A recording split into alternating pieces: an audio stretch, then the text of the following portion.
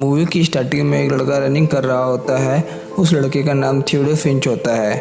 उसे एक ब्रिज पर एक लड़की दिखती है जो सुसाइड करने जा रही होती है। फिंच उससे पूछता है, तुम ये क्या कर रही हो?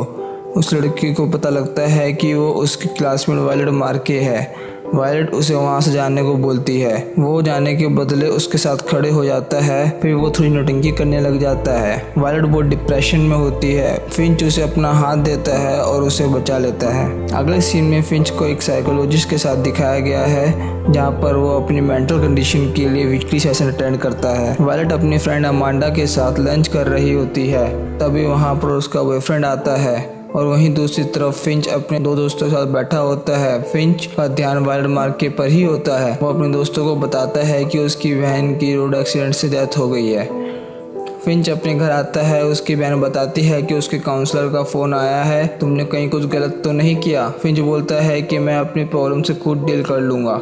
फिंच पूछता है कि मॉम किधर है? उसकी बहन बताती है कि वो चिकागो गई है बिजनेस मीटिंग के लिए। अगले सीन में वायलेट अपनी फैमिली के साथ डाइनिंग टेबल पर बैठी होती है। वायलेट का फादर बोलता है कि वो सब इस दर्द को फेस कर रहे हैं, उन्हें इस पेन से ओवरकम होना है, उन्हें इस दर्द को दूर करना है। वायलेट उठकर चले जाती है। फिंच अपने रूम में एक बोर्ड पर थॉट्स कोड्स लिख कर पेश करता है। फिंच वायलेट की बहन के साथ हुए एक्सीडेंट के ऊपर सर्च करता है। उससे पता लगता है कि जिस ब्रिज पर सुसाइड करने वाली होती है वो वही ब्रिज होता है जहां पर उसकी सिस्टर का एक्सीडेंट हुआ है। अगले सीन में फिंच क्लासरूम में बैठा होता है। वायलेट क्लास में एंट्री करती है। उसके हाथ से बुक गिर जाती है, तभी सब हंसने लगते हैं। फिंच भी अपनी सीट से खड़ा होकर टेबल गिरा देता है ताकि सब हंसने बंद कर दे। उसके टीचर उन्हें एक प्रोजेक्ट देता है जहाँ पर उन्हें इंडियाना के ऊपर रिसर्च करनी होती है। फिंच अपने पार्टनर में वायलेट मार्के को चूज करता है। वायलेट अपने मदर को बताती है कि उनके टीचर ने उन्हें प्रोजेक्ट बनाने को दिया है, लेकिन वो बनाना नहीं चाहती। उसकी मदर बोलती है, बहुत टाइम हो गया है, तुम कहीं बाहर नहीं गई, जाओ दोस्तों के साथ घूमो। अगले सीन में वायलेट अपनी फ्रेंड अमांडा के बर्थडे पार्टी में होती है, तभी उसका बॉयफ्रेंड उसके पास आता है। वो उसे बाहर घूमने के लिए बोलता है, वो मना कर देती है। उसका बॉयफ्रेंड बोलता है कि कितना महीने हो गए तुम ऐसे ही हो और कब तक रहोगी?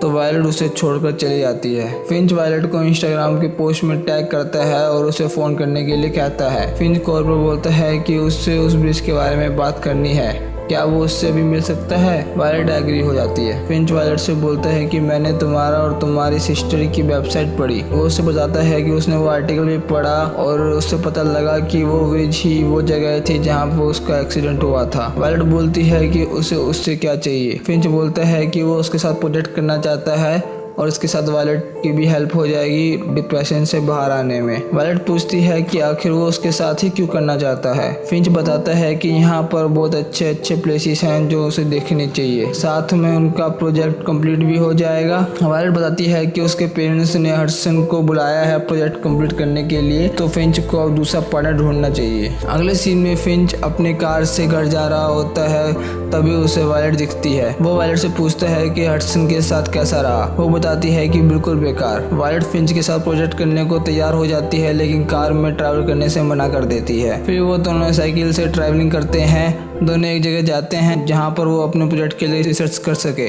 वायलेट फिंच के साथ बातें करते करते हंसने लग जाती है और उसे बताती है कि उस दिन उसकी सिस्टर का बर्थडे था, वो 19 की होने वाली थी, तभी वो उस दिन ब्रिज पर थी। फिंच वायलेट के साथ उस जगह अपनी निशानी छोड़ देता है। फिर दोनों फिंच और वायलेट आपस में स्टेयरिंग कंपटीशन करने लग जाते हैं। अगले सीन में फिंच अपनी सिस्टर के साथ डिनर कर रहा होता है। उसकी बहन बताती है कि वो आज पूरी रात टीना के घर रहने वाली है। फिंच बोलता है उसे कोई प्रॉब्लम नहीं है। फिंच वायलेट को मैसेज करता है। फिर फिंच वायलेट के घर के बाहर आकर उसको बाहर घूमने के लिए इनवाइट करता है। दोनों बाहर घूमने जाते हैं। फिंच वायलेट की सिस्टर एलियोनर के बारे में पूछता है। वो बताती है कि वो बिल्कुल तुम्हारी तरह थी, उसे रीडिंग पसंद नहीं था। एलियोनर उसकी सिस्टर से ज्यादा उसकी बेस्ट फ्रेंड थी। अगले दिन जब वायलेट कॉलेज जाती है तो उसकी फ्रेंड अमांडा उसे पूछती है कि उसे कोई दिक्कत तो नहीं है क्योंकि वो उसके बॉयफ्रेंड के साथ प्रोजेक्ट बना रही है। वायलेट बोलती है उसे कोई दिक्कत नहीं है, वो फिंच के साथ प्रोजेक्ट बना रही है। अमांडा बोलती है फिंच के साथ? अमांडा बताती है कि फिंच ने उसके बॉयफ्रेंड रूमर के ऊपर पिछले साल चेयर फेंक के मारी थी। वायलेट सुन के शॉक हो जाती है। जब वायलेट अपना लॉकर खोलती है तो उसे एक पत्थर मिलता है जिस पर योर टर्न लिखा रहता है। वो पत्थर फिंच ने ही रखा होता है। अब वायलेट उसका मतलब बताती है। वो बताता है कि अब उसे खुद अपने डिप्रेशन से बाहर आना होगा।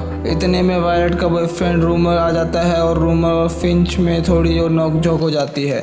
अगली रात को फिंच सीधा वायलेट के घर पहुंच जाता है और वहीं सो जाता है। वायलेट बोलती है कि वो यहाँ क्यों आया है। वो बताता है कि उसने एक बहुत बढ़िया जगह ढूंढी है जहाँ इंडियाना प्रोजेक्ट के लिए, लेकिन वो 160 माइल्स दूर है। वायलेट कार से जाने से मना कर देती है। फिंच उससे प्रॉमिस करता है कि वो कार बिल्कुल धीरे चलाएगा और जब चाहे वो वायलेट के बोलने पर रुक जाएगा। इतने में वायलेट के पेरेंट्स आ जाते हैं। वो वायलेट को बोलते हैं कि ये एक अच्छा आइडिया है। वायलेट तैयार हो जाती है। वायलेट के कार में ट्रैवलिंग का फियर खत्म हो जाता है। वो खुश हो जाती है। वायलेट फिंच को बताती है कि उस रात वो अपनी सिस्टर के साथ थी। उसकी बहन कार ड्राइव कर रही थी और ड्राइव करते करते कार अनकंट्रोल हो गई। उसकी बहन कार कंट्रोल कर ही नहीं पाई। उन दोनों का एक्सीडेंट उसी रोड ब्रिज पर हो गया। वायलेट बेहोश हो गई। जब उसे होश आया तो उसे पता लगा कि उसकी सिस्टर की डेथ हो चुकी है। फिंच वायलेट का हाथ पकड़कर उसे कंफर्टेबल करता है। वो दोनों एक घर के बाहर रुकते हैं जहाँ छोटा सा रोलिंग राइडर लगा होता है। वो दोनों उस टाइम को एंजॉय करते हैं। फिर वो दोबारा उस जगह के लिए निकल जाते हैं जहाँ उन्हें जाना है। वायलेट बताती है कि वो बहुत हैप्पी है क्योंकि उसे एक नया फ्रेंड मिल गया है। वायलेट बोलती है कि उसे इससे आगे की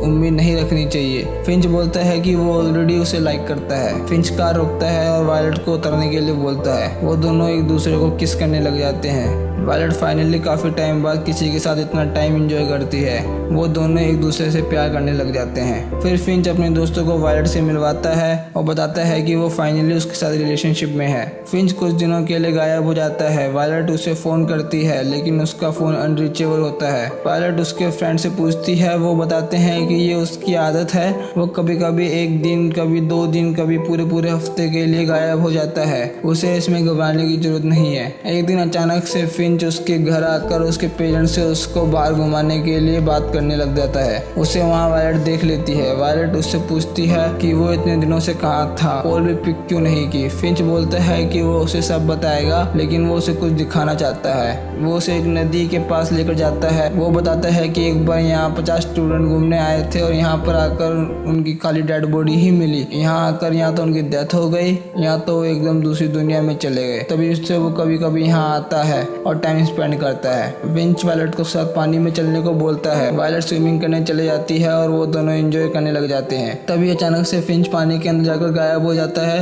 वायलेट घबरा जाती है। वो पानी के अंदर वापस जाती है लेकिन उसे कोई नहीं दिखता। वो बहुत चिल्लाने लग जाती है। तभी अचानक से फिंच सामने आता है। वो बोलता है कि वो तो बस उसके साथ मजाक कर रहा होता है। वायलेट फिंच से पूछती है कि वो उसके बारे में जानना चाहती है। फिंच बताता है कि वो कभी कभी ऐसे चीजें करने लग जाता है ताकि वो अपने आप को कंट्रोल कर सके। फिंच बताता है कि उसका फादर उसे बचपन से बहुत मारता था क्योंकि लोगों को मैसी पीपल पसंद नहीं आते, है ना। वायलेट फिंच को किस करने लग जाती है। दोनों बाहर घूमने जाते हैं, एंजॉय करते हैं। रात होते होते वो एक दूसरे से और भी पास आ जाते हैं। वायलेट फिंच को हैप्पी करने के लिए उसके साथ आउट ऑफ कंट्रोल हो जाती है। बाद में वो दोनों वहीं सो जाते हैं। अगले सुबह जब वो दोनों उठते हैं तो उन्हें पता लगता है कि उन्हें घर से निकले हुए 1 दिन और 1 रात हो गया है। फिंच जल्दी से वायलेट को घर छोड़ता है। फिंच वायलेट के पेरेंट्स को बोलता है कि इन सब में वायलेट की गलती नहीं है, इसमें गलती उसकी है। वायलेट का फादर उसे घर जाने को बोलता है और गुस्सा करने लग जाता है। फिंच बहुत ज्यादा मेंटली स्ट्रेस हो जाता है। वो अपने सारे कोट्स फाड़ देता है। फिंच अपने आप को एक छोटे से रूम में बंद कर लेता है। थोड़े दिनों बाद जब वायलेट कॉलेज आती है तो उसका बॉयफ्रेंड उसके पास आता है। वायलेट उससे बात करने को मना कर देती है।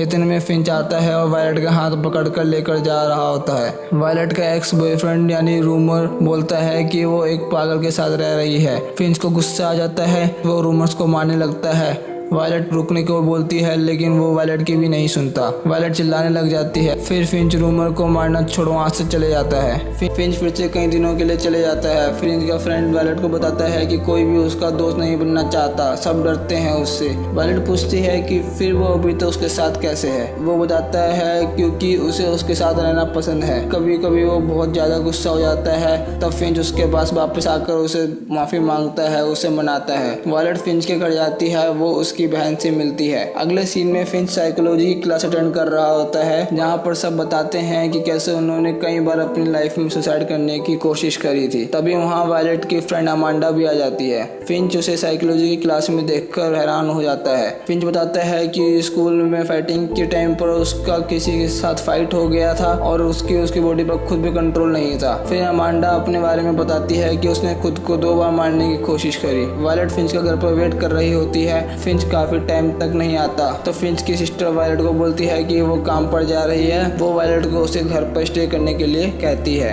अमांडा फिंच से पूछती है कि वो ऐसी हरकतें स्कूल में क्यों करता है, लोग उसे पागल कहते हैं। फिंच बोलता है लोगों का काम है बोलना, वो बोलते रहेंगे, ये एक स्पेशलिटी है, कोई प्रॉब्लम नहीं है। फिंच अपनी सिस्टर से उसके बारे में मिलता है। वो अपनी सिस्टर से उसके डैड के बारे में पूछता है कि आखिर वो ऐसे क्यों थे, किसी ने उन्हें ठीक करने की कोशिश क्यों नहीं करी। फिंच की सिस्टर बोलती है कि जो हो गया वो हो गया, उसे भूल जाओ। फिंच की सिस्टर फिंच से पूछती है कि अगर उसे कोई परेशानी है तो वो उससे बात कर सकता है। फिंच बोलता है कि वो ठीक है, उसे कुछ नहीं हुआ। फिंच जब घर आता है तो वायलेट फिंच के रूम में उसका वेट कर रही होती है। वायलेट फिंच से पूछती है कि उसका रूम इतना मैसी क्यों है, क्या हो रहा है उसके साथ। फिंच वायलेट से बोलता है कि ये उसकी प्रॉब्लम है, वो इसे सॉल्व कर लेगा। वायलेट बोलती है कि वो उसकी हेल्प करना चाहती है।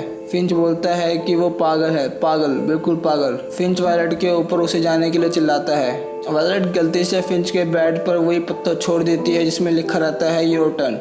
फिंच उसे देख लेता है। फिंच काफ़ी दिनों तक कॉलेज नहीं आता। वायलेट परेशान हो जाती है। वो वापस उसी ब्रिज पर जाती है और फिंच को एक वॉइस मैसेज भेजती है। फिंच का रिप्लाई तब भी नहीं आता। वायलेट अपने फादर को बताती है कि उसने उसके सिस्टर के बर्थडे पर सुसाइड करने जा रही थी, तभी वो फिंच से मिली और उसने उसकी जान बचाई। वो बोलती है कि वो अब खुश है, उसे कोई दिक्कत नहीं है। वायलेट अपने फादर से पूछती है कि उसे नहीं पता कि फिंच कहाँ है। उसका फादर बोलता है कि वो उस जगह हो सकता है जहाँ वो जाना पसंद करता है। वायलेट उसी नदी के किनारे जाती है। जब वो वहाँ पहुँचती है तो उसे वहाँ फिंच की गाड़ी दिख जाती है। वो बहुत घबरा जाती है। फिंच के कपड़े वहाँ कोने पर होते हैं। वायलेट रोने लगती है। वो उसके जेब चेक करती है, उसे वो पत्थर मिलता है। वो सब समझ जाती है। वो कई घंटों तक रोने लग जाती है। फिंच ने सुसाइड कर लिया होता है। वायलेट उसके फ्रेंड से मिलती है। वो बहुत दिनों तक इमोशनल हो जाती है। वायलेट फिंच की डायरी पढ़ती है। वो सभी जगह जाती है जहाँ फिंच जाना चाहता था। वो अपनी क्लास में फिंच के ऊपर स्पीच बोलती है और सबको बताती है कि वो स्पेशल था, वो कोई फ्रीक नहीं था। वायलेट अपनी आगे की लाइफ उसकी यादों में ही जीने लग जाती है।